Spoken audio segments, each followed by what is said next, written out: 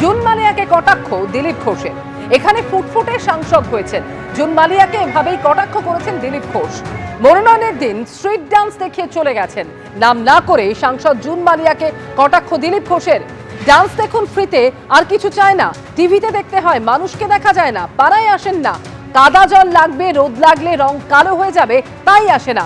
নাম না করে সাংসদ জুন মালিয়াকে এভাবেই কটাক্ষ করেন দিলীপ ঘোষ।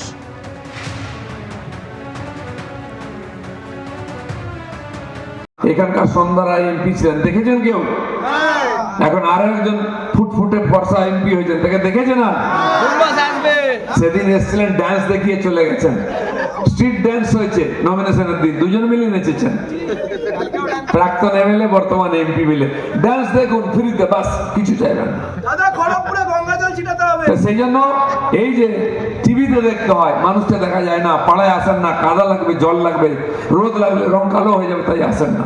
এই কথাগুলো যখন উনি বলেছেন, বৌদি ছিলেন পাশে। দেখুন, দিলীপদাকে আমি যথেষ্ট সম্মান করি।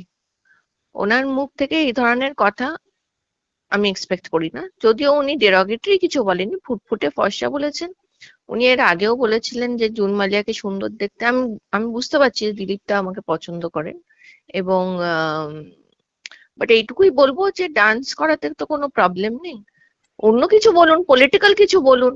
আমি ফুটফুটে ফর্সা, বা আমি নমিনেশন করতে গিয়ে আমি আমার কর্মীদের সঙ্গে ডান্স করলাম, এগুলো কোনো পলিটিক্যাল কথা নয়। এগুলো দিলীপদার কাছ থেকে আমি এক্সপেক্ট করি না।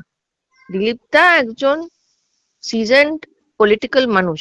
সুতরাং যদি ফাইট করতে হয় পলিটিক্যালি করুন, পার্সোনালি কেন যাচ্ছেন?